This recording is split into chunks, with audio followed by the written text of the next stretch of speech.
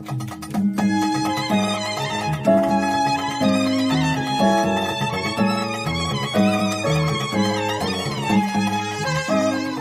right, welcome everybody back to another episode of Global Card Collectors. Today we have, for me, a very special guest, Cage Lawyer. Cage comes to us from the New York area, and he is a well-known voice in the space, of course. He's now currently doing The Hobby with Cage. I'm a religious listener of that.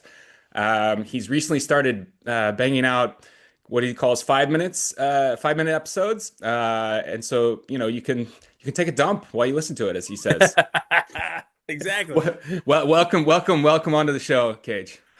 Great to be here. And look how hard you had to work to get me to come on. You sent me an email and say, hey, when are you available? I'm going to say, let's do it tomorrow. Let's go. Dude, it was awesome because we had no episode this week, and I wasn't expecting, to get you so quickly. You're like, are you free tonight? I'm like, okay, it's 6 a.m. in Istanbul. What's pretty crazy is I've probably said this. I mean, you listen to the show. I probably said this probably a dozen times. Like, I don't know if people are afraid to ask, but anyone who's asked, I've said yes. Like, and I don't even look like I have no idea. You could have 500,000 followers or 5. Like, I don't even look. If you ask, you do it. And especially you, I know who you are. You're a supporter. We've talked many times over the last 5 years. But even if it was somebody who's just starting out in the hobby, just ask. I mean, why not? And what's funny is, you remember Lukas Tiger LeBron, the show we did. I got to tell you, the hobby has brought many different things to me, and not just cards, not just the friends, but when COVID happened and, I started doing the podcast with Andrew, the Lukas Tiger LeBron, I probably learned more from him than he learned from me. And that's saying a lot if you listen to the episodes, because, I hope he learned some stuff from me, but I learned probably one of the biggest lessons is, you don't get anything without asking. I mean, he was not afraid to ask for anything, whether it was with businesses asking for free gradings to give out to listeners, or whatever it was. But I mean, I remember he reached out to Patrick Bet-David.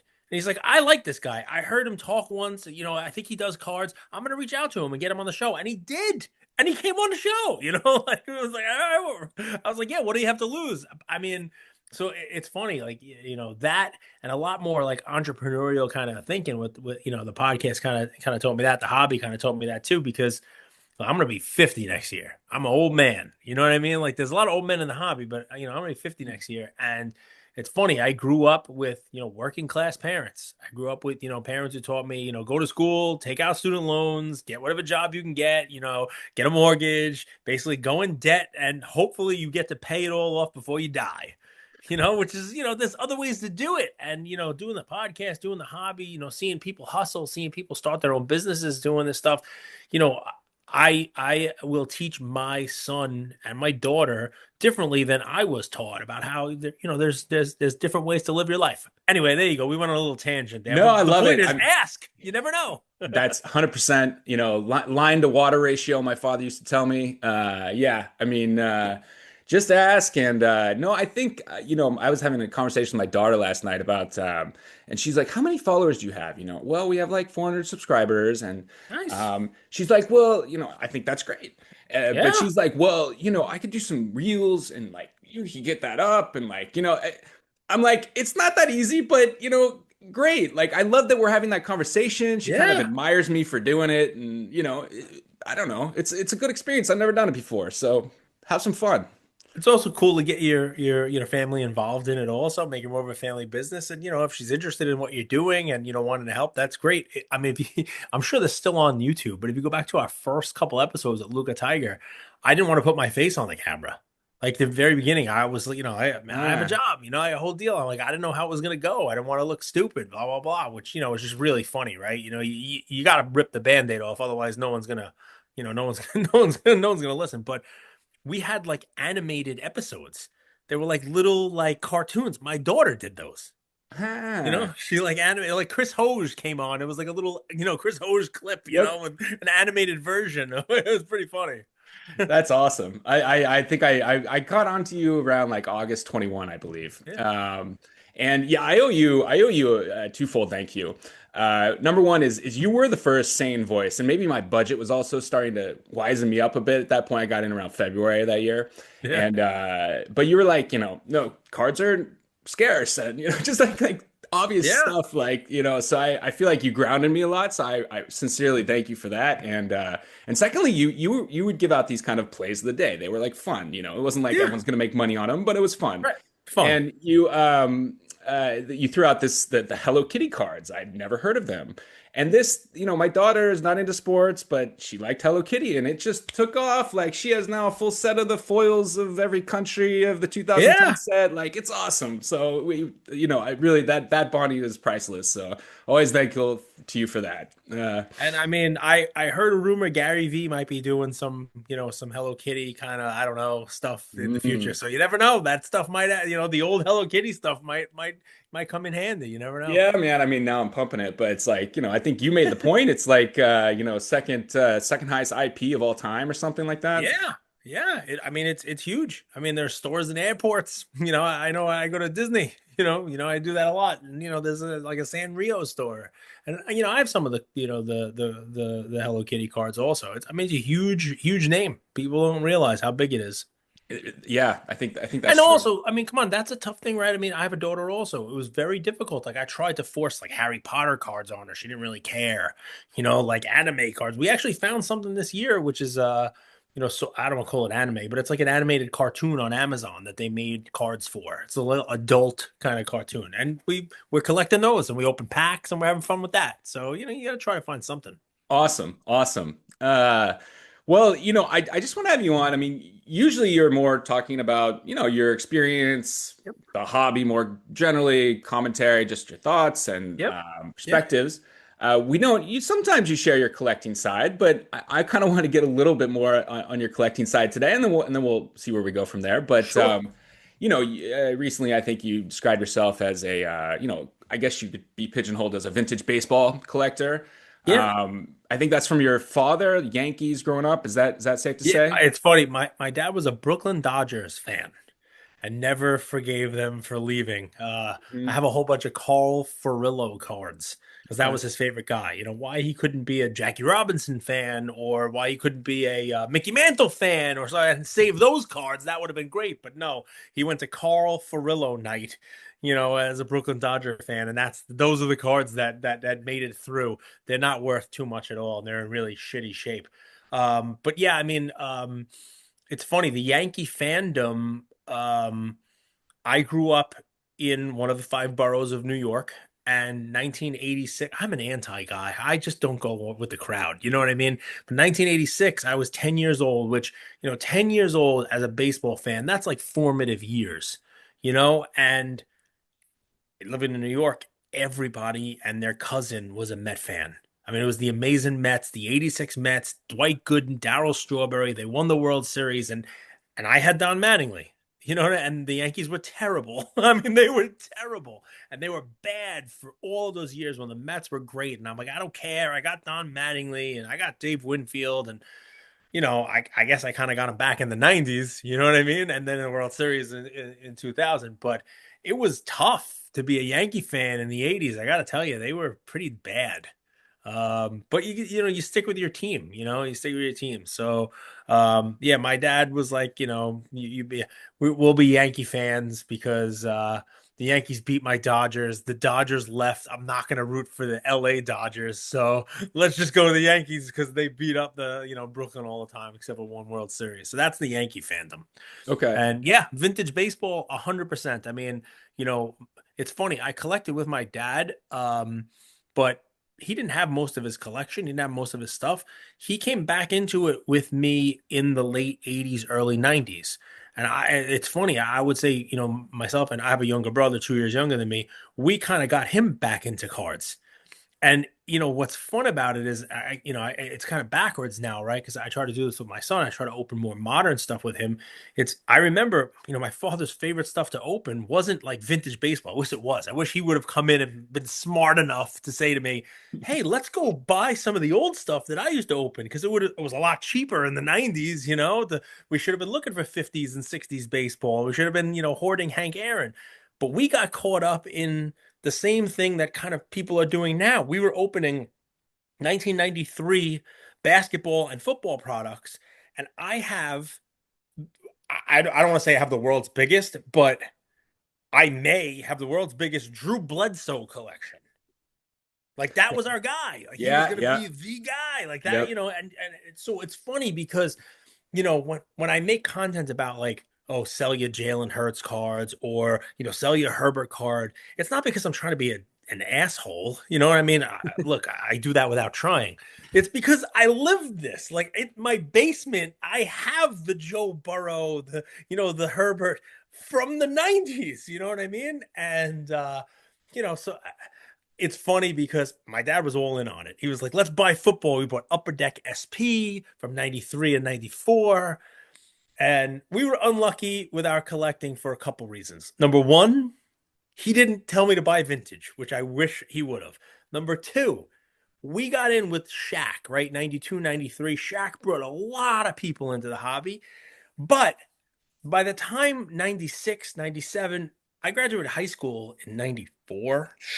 Old. I'm So by that 96, time, man. Yeah. yeah, by that time though, there were not even game used. Forget about autographs. Forget about numbered cards. There was nothing. I mean, there numbered cards. Go back to like classic Four Sport. They were numbered to like 50,000 or 100,000. And people had not started to look for inserts and numbered cards and you name it. They came out after I was basically like I'm in college. So I didn't get the benefit of collecting. So I was unlucky because we didn't go vintage, and we also were unlucky because I collected a couple years too early and Right. wasn't buying PMGs and rubies and game jerseys and all the stuff that people are looking for now. I miss Kobe. I miss LeBron. I had Drew Bledsoe, and then Drew Bledsoe. I was a little early. Imagine it would have been Tom Brady. If I Yeah. were, Yeah. you Jeez. know. Yeah. But listen, I will tell you though, I learned a lot from it. I had a lot of fun with my dad, who died at 55. So I don't really have a ton of memories, but those I have with him, and it's carried over. And I try to carry it over to my son. So there's I guess my collecting roots. That's I awesome. I guess. didn't even have to ask the origin story then. Yeah, Question that Andrew used to always ask. yeah, yeah, But you've kind of channeled the baseball vintage fandom into I think some Ruth cards. I mean, I don't have a yeah. super big sense of your collection, but Yeah, yeah. I mean, I can tell you about it, right? So, I mean, the origin story is actually pretty crazy. I mean, I got hurt playing football as a teen. I took a helmet to my femur, knocked the femur bone right out of my hip. Didn't break it, just knocked it right out of the socket. And I have three metal spikes holding my hip in place, sort of like an artificial hip. I never grew. I was 6 foot tall, and I never grew another inch after that. I was right on the growth plate, wow. and I was out of high school for a while on crutches, and an uncle of mine brought over a box of 1986 and a box of 1987 Topps baseball cards. Now, 87 is the wood border. I love that. 86 is, a little uglier, black top, I condition like it. sensitive. Yeah. But, a wax box of 36 packs is not enough for you to complete a 792 card set, but it gets you a good way there.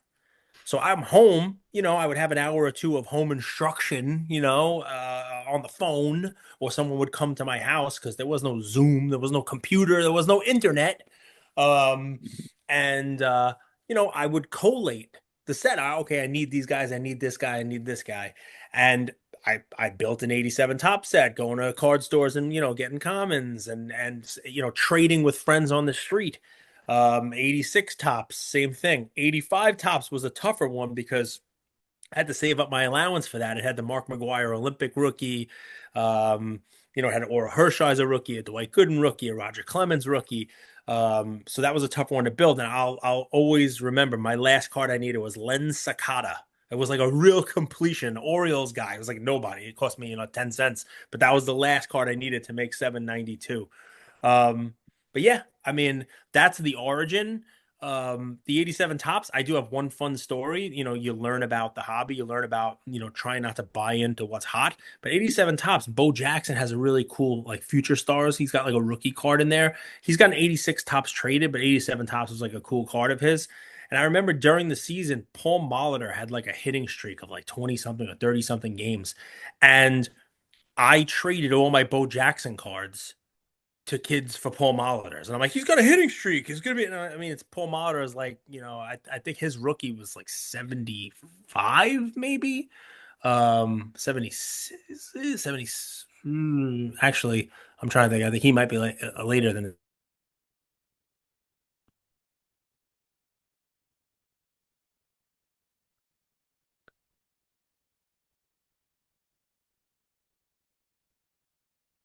You got to learn your lesson. You do.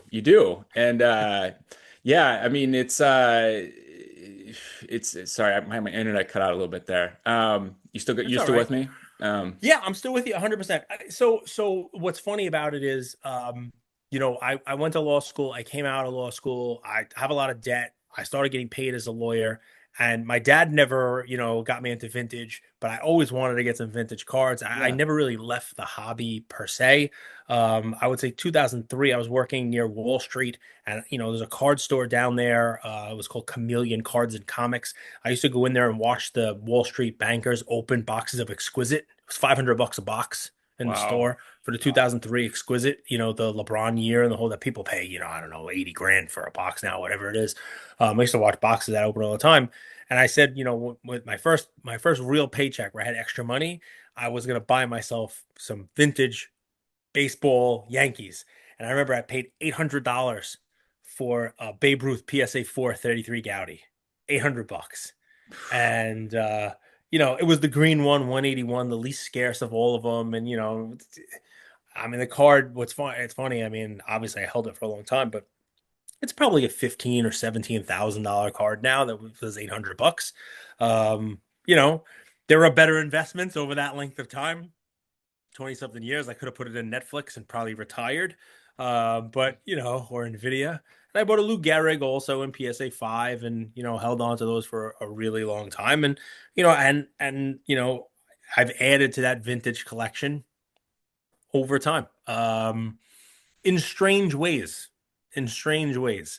Um I'll tell you the strangest addition to my Yankee vintage collection memorabilia is just really jumping ahead.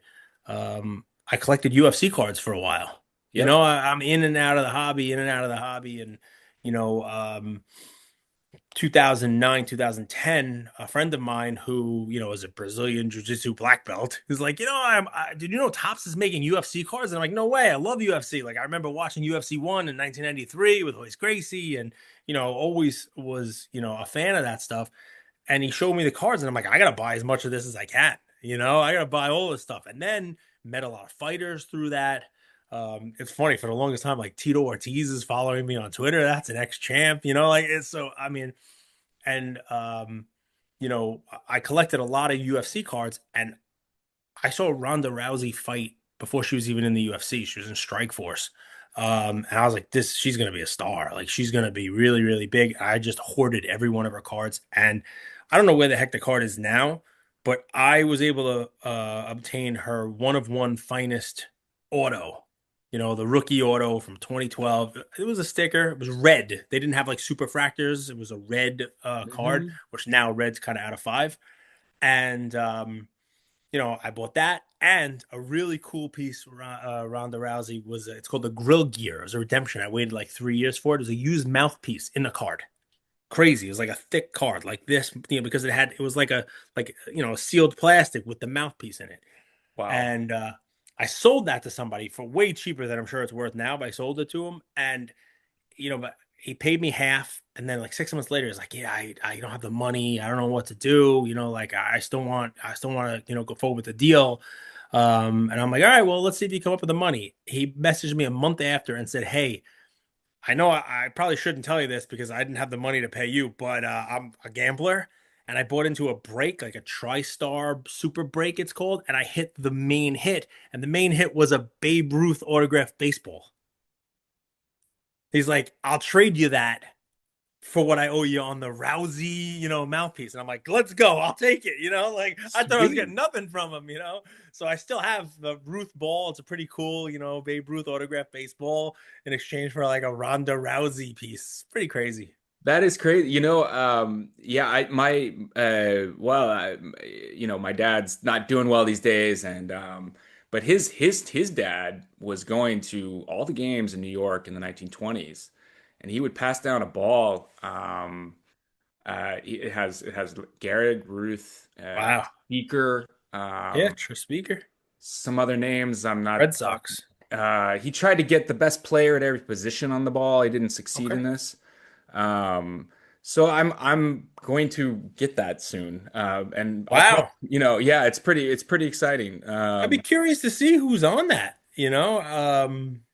I know in 2005, I think it's on Golden right now. Upper Deck did this cool redemption. It wasn't a card; it was sort of like a mock-up of a field, and it had cut autos of the best players at each one. Like Ruth was in right field, and like Cobb was out there, and Honus Wagner was playing, second base, and Rogers Hornsby was there, and so maybe it's similar to your autograph. That's pretty cool. I'll check that out. Yeah. So I'm kind that's of my nuts with the autograph ball, though. I literally came this close at the Hofstra show here a couple years ago. All of the kids from the Sandlot were there, and you could pay to like not just get their autos, but you pay to play catch with them. And I was this close to taking my Babe Ruth ball and saying, "Let's play catch with it." Like, let's see if we can lose it. Let's see if we hit it over the fence. You know what I mean? But I didn't take it. I didn't take it. nice, nice. So another part of your collecting, which I really Yeah. don't think I've heard you talk about. I don't know if you collect actually, but I know you're a Raiders fan. You talked about Yeah. earlier in the episode how you kind of like the anti fan a bit or whatever. Perfect team for that, right? Yeah. But they were, pretty damn good in the second half of the 70s into the, Yeah. 83. They won, right, as well. Yeah, yeah, they won Super Bowl 18, I think was the last Super Bowl they won, which is crazy to think about because what are we at 50 something now, right? So I think 18 is the last one they won, and that was their third of the first 18. So they were right up there with the Steelers and Green Bay and some of some of the powerhouses and just have never gone well. They went back in '02 and they lost to, the Tampa Bay Bucks, to their ex-coach Gruden beat Gruden, them. that's right. Yeah. But I mean, listen, that's a fun story too. Do I collect Raider stuff? I collect some Jerry Rice Raider stuff because you can get it really cheap because Yeah. nobody thinks of him as a Raider. And he had some really nice seasons with the Raiders. He was really good. Went to Super Bowl with the Raiders. Didn't win, but went to Super Bowl. And now I buy some Max Crosby stuff. My son likes, Max Crosby stuff. So we have a couple autos, a couple, low number cards and stuff like that. But the Raider fandom is a weird one because, the Yankees, that makes sense. I should be a Yankee Yeah. fan. And, the Raiders, it is happenstance that I became a Raider fan. And my dad was a big guy and, played football. And he was the coach of my Pee Wee football team, one of the coaches. Um, and my Pee Wee football team in Staten Island, New York, known the world over for having the biggest garbage dump on the Eastern Seaboard. It's the Pop Warner League, the Pee Wee football league we played. Every team, and there were 8 teams, was a locally sponsored, Tranchina karting, Hmm. um, and then they added an NFL team. So like the Tranchina karting Chiefs and the Flex Redskins. My team was the Tuminello's Italian, Staten Island, Tuminello's Deli. It was a little deli. You could buy sandwiches, drinks and whatnot. The Tuminello's Deli Raiders. Okay. And the way that they delineated which team was which was you had white pants, you had a white jersey, you had a white helmet, and they put like electrical tape stripe of the color of the team. So there was the Giants, they were blue. The Raiders were black. The Redskins, I don't know how to say that, were a maroon piece of tape. The Chiefs were a red tape. And that was the way there was no other way to know which team you were playing against, the whole deal. And I remember, I was on the Raiders from when I was 5 years old playing tackle football until middle school, so we played for a long time with a lot of the same kids, because the parents wanted to keep the kids together, but like the coaches, and so we stayed with the same team, and everybody bought Raiders gear. It was right around the time the Raiders became pretty cool. Starter jackets were a big thing. Having a Raider Oh yeah. cap and a starter jacket, I felt like Ice Cube. It was great. But what really did the fandom was starting like the second year. So when I was like 6 years old, my father would write letters to Al Davis saying, I'm a coach of a team where the Raiders, there's other teams in the league, but here's a picture of team photo of the team, and say, if you ever have any extra anything, please let us know. We'd love, anything, stickers, whatever you got. I would love to give it to the kids. And he'd write like a letter every month. And I mean, not like what's funny is I talked about you never know what you're going to get unless you ask, right? Yep. I mean, it kind of like a Seinfeld episode goes back to it, right? And I'll never forget, football practice started August 1st. I think I was probably 11, maybe 10. So at least 5 years of this. So think about how many letters were written, in this amount of time, right? 60 letters. I mean, I'm sure he skipped a month here and there, but he was just, write the letter. Yeah, Mrs. Davis, blah, here's the team photo, blah, blah, blah. It was the last weekend in July, right before practice started. I remember a knock on my front door, and a UPS truck is out front, and he's taking pallets out of the truck. Pallets, like full, like construction pallets, and putting them on the street in front of my house. And a little thing says, sign for this. Takes the envelope out. It's a letter with Raiders letterhead. And it said to my dad. He addressed it to my dad. And he says, thanks for all of your correspondence. Please accept this on behalf of the Raiders. Please stop writing. Al Davis. Please stop. Please stop writing. Right? Literally, like, please stop writing. Al Davis. And the Raiders sent decals, like Raiders stickers for the side of the helmet, paint, youth jerseys from number 1 to 75. I know it's not the 75. I got 75. That was Howie Long's number, so I put that on. Yeah. And I mean, clipboards, baseball caps for the teams. Like, I mean, there was a movie called The Little Giants. This predated that. It was before Little Giants. Like, we were like a legit, I have pictures of it. We were like a legit NFL, like a miniature NFL team. We kind of sucked, which kind of really does suck, because you see this team going out there. We should go win national championships. We should be playing in Disney World, but we kind of sucked. But we look good, like we look good losing. And I mean, so the Raider fandom has kind of stuck with me ever since that. And how can you not, I mean, yeah, that's as a 6-year-old. I mean, then I guess as a 10 or 11-year-old getting all the gear, like that's insane. Yeah, no doubt. And they were, I mean, and yeah, they were good. I mean, it was an interesting era. I mean, I kind of come to consciousness around '84 Super Bowl. But you kind of look back and it's like Giants, Redskins, Raiders, or the Niners. I mean, those are the only teams that won, basically. Yeah, I mean, the Dolphins were very good. Yeah. And obviously then the Raiders, you had the Redskins were really good there also. The Raiders beat them. And then starting like 85, 86, Giants defense. The Bears were in there in 85, and then the Niners just became kind of the team. That was Joe Montana right into Jerry Rice, and then the Cowboys were after that, and so on and so forth. But yeah, these eras. I mean, I'm a Niners fan, so like the '80s as a kid, getting that kind of, I feel like I'm a Kings fan in basketball. It's okay. I had the Niners in football. I mean, it's like as a kid to have that dominance is like the most amazing. You watch my show religiously, so here you go. This won't surprise you. Ah, yes. We got a swig of Coke, zero. It looks like the Niners fan. I'm going to tell you, my brother became a Niners fan because he didn't want to be a Raiders fan. He wasn't on the Tominello's Deli Raiders anyway, so he was stuck with the Raiders. So he got the benefit of being a Joe Montana guy, and then Steve Young also. But here is like the craziest twist. He became a Chiefs fan when Montana went over to the Chiefs, and he stuck with the Chiefs, which I think was just little brother bullshit because I was a Raider fan and he just kind of wanted to be like in the same division and all that stuff. But in the last couple of years with the Niners and the Chiefs going to the Super Bowl against each other a couple of times, he's been like, it doesn't matter. Both of my teams. I'm like, how do you have two teams? That doesn't count. Both of my teams are one of them. And now Mahomes. So he's like, he's loving life. He's been a Chiefs fan the whole time through thick and thin. I remember when he got married, I bought him a Chiefs signed helmet, the whole team, but it was like way before Mahomes. It was Priest Holmes was the big one, and Dick Vermeil was signed on it too. So Nice, that was like a nice, cool thing, nice, nice. you know. Uh, But Fun brotherly rivalry there in sports. I yeah, like it. I it like it. sucks because the Chiefs have really gotten the better of us the last couple of Yeah, like same decades. division, and oh yeah, it's brutal.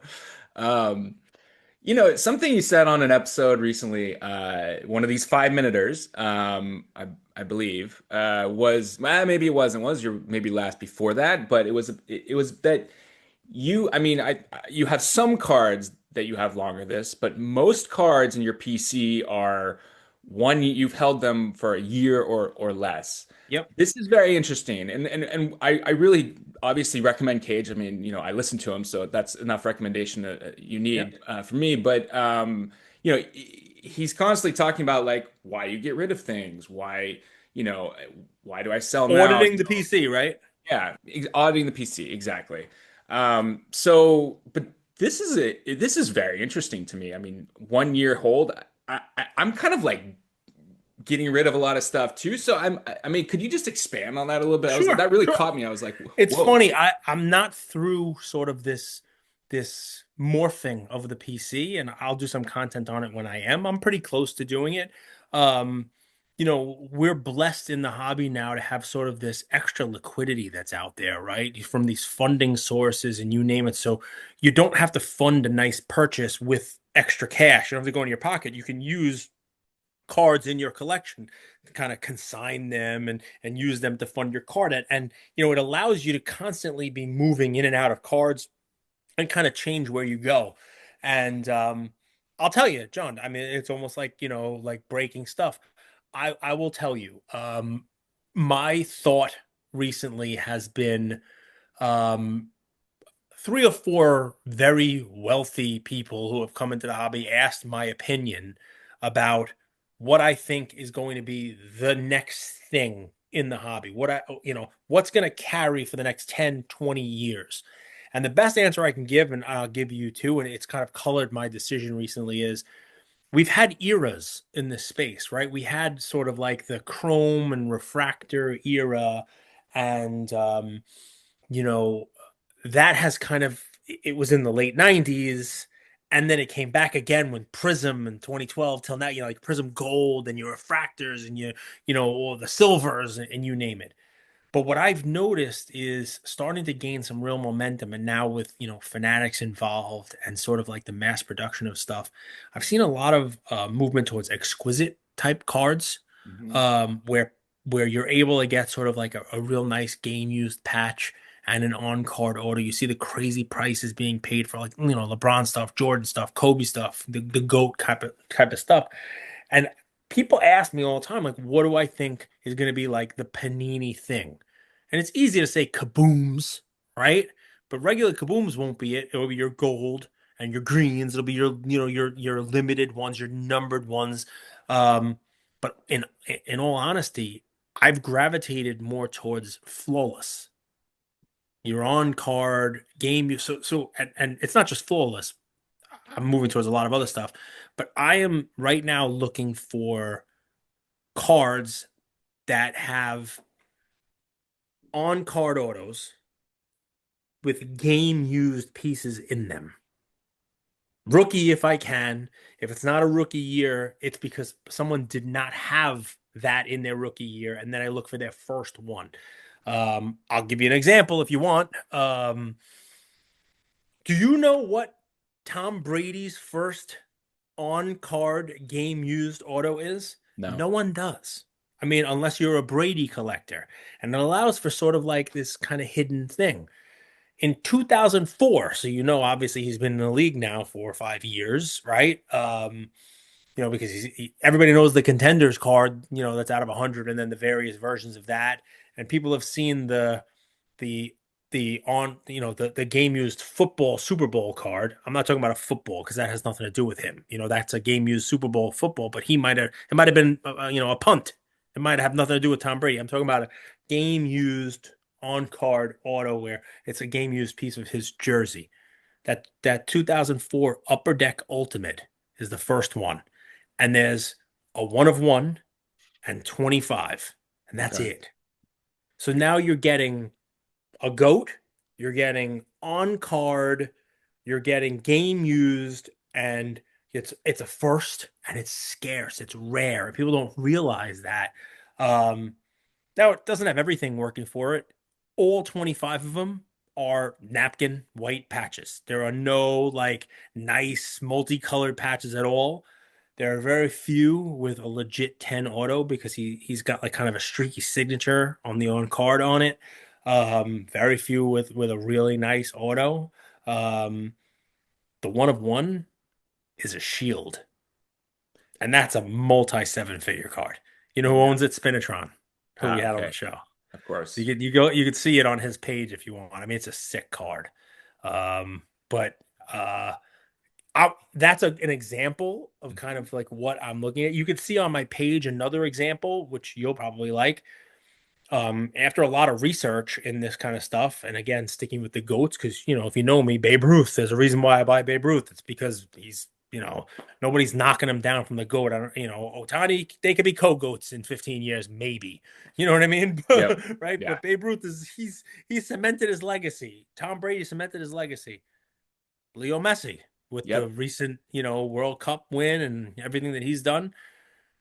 His first game used on card is flawless. 2015. Yeah. Yeah, the 20. And I settled on a momentous, which there's only 5 of. There's no 1 of 1. It's like a dual boot. It's a piece of his boot, which is cool for soccer. Those are Um, amazing. Those are incredible. Yeah. and it's on my page if you want to take a look at it. It's pretty Yep. cool. It's out of 5. I mean, sick, sick card. And it's funny when I got that was kind of like a, like Pulp Fiction, open the suitcase and see the light, woo, or like the Holy Grail kind of moment. Like when I got that in hand, it was a collecting altering, like collection journey altering moment for me, because something just stuck. Like that's a kind of a card you don't have to tell any story about at all, right? You give it to somebody, you show it to someone. I don't care if they know anything about cards. I don't care if they're a soccer fan. They know who it is, and the look of it just looks cool. You can see his autograph. You can see it's not on a sticker. You can see it's bold. It's right there on the card itself. You see the game used piece of equipment. You see how rare they are, and so that's kind of where I've focused my card collecting. And this is going to sound probably terrible to a lot of people who are old time collectors, but I would move my Babe Ruth 33 Gaudies, which I love. And we just talked about how it went from 800 to $17,000, right? I would move those for cards like that when they become available. And the Hmm. reason for that is pretty simple to me. Although I love Babe Ruth, I got his ball, right? I got, and I want to own a million Babe Ruths. But the reason for that is if I have the opportunity to buy a Messi like that, I have to take the opportunity when it arises, because I may never get another opportunity to buy a card like that. The people who are going to buy them are going to pay more money and more money and more money. It's like Honus Wagner card, right? Like every time one comes up, it sells for more money. That's the same type of thing. And there's so few of them that you don't know whether you're going to ever get a chance to own it again. Whereas the Babe Ruth, I'll be able to get one in 6 months. I'll be able to get one in a year. I'll be able to get one in 10 years if I really want to have one in my collection. I might have to pay a little more, but I know I'll be able to get one. And that's sort of been, my North Star for collecting here over the last year. And it's why you heard correctly that, the vast majority of stuff that I have in my PC are stuff that I've added in the last year. Hmm. Hmm. So I don't know if that makes sense. Keep in mind, it's not the same for everyone, right? I tell this to people, and some people are like, I don't need that. I like the golds. I'm a Prism Gold guy, or I'm a Kaboom Gold guy, and that's fine. That's perfectly fine.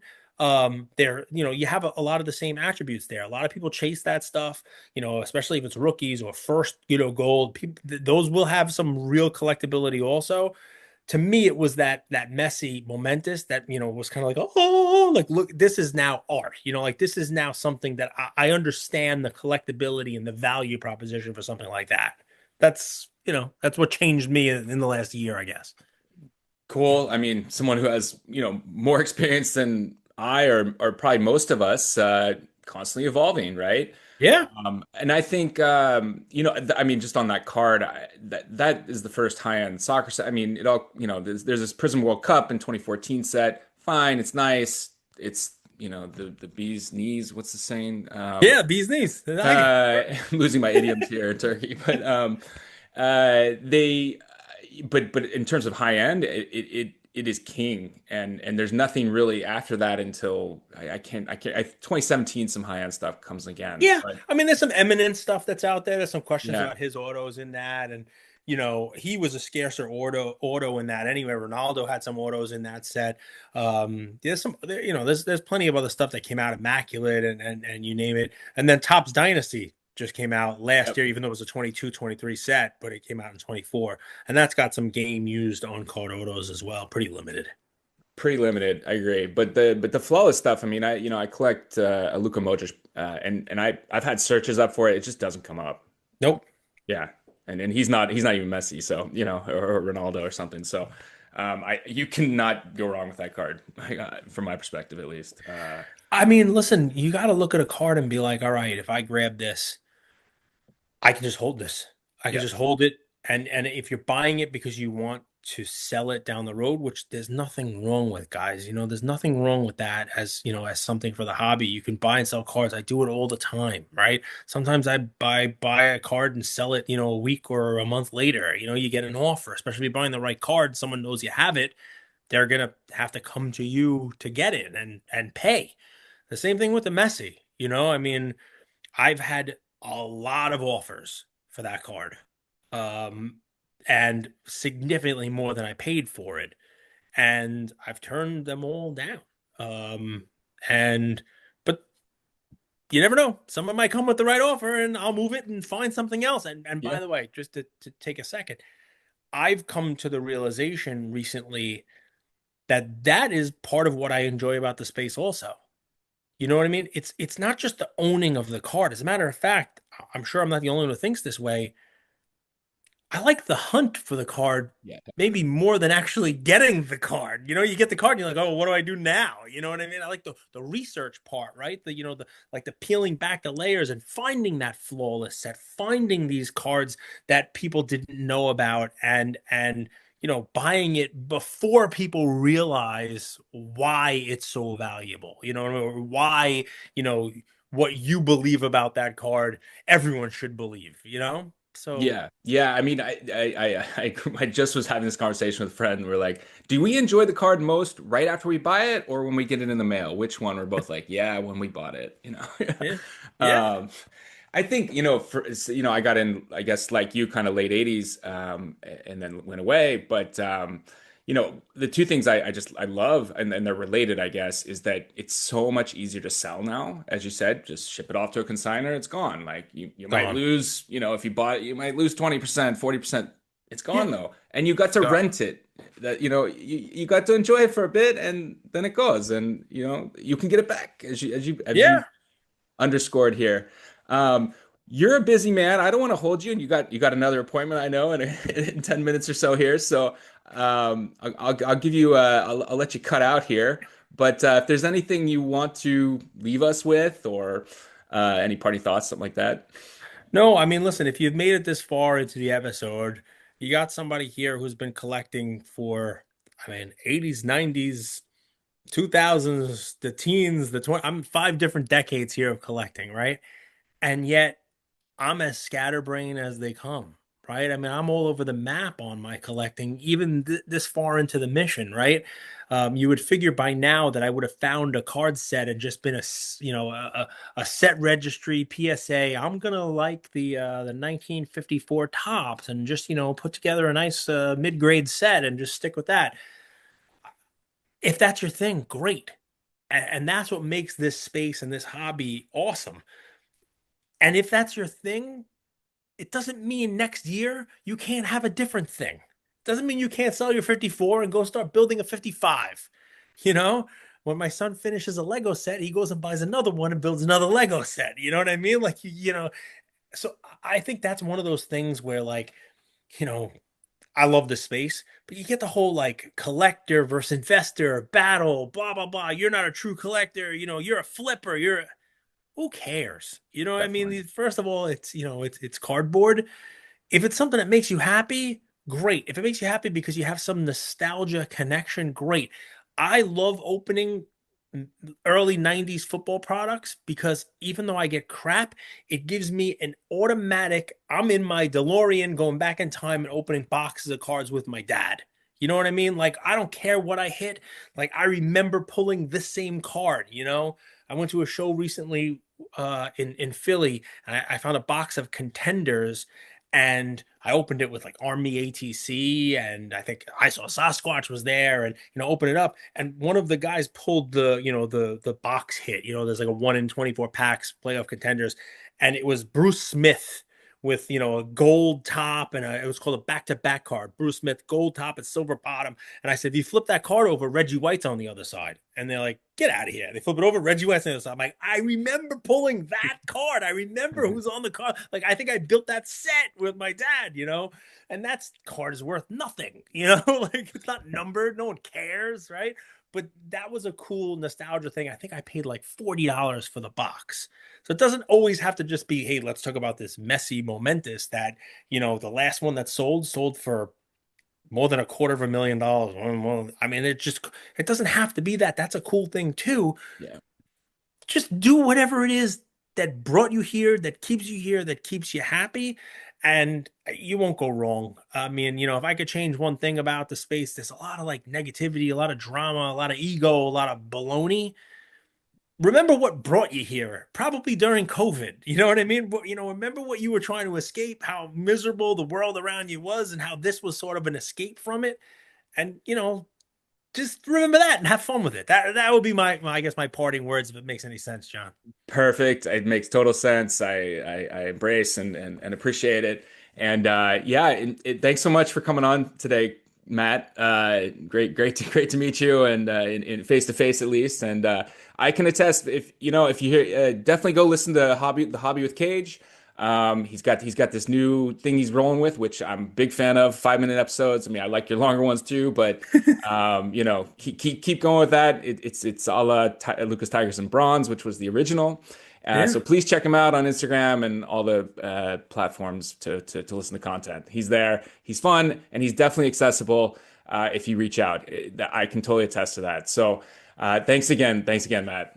Thanks for having me on.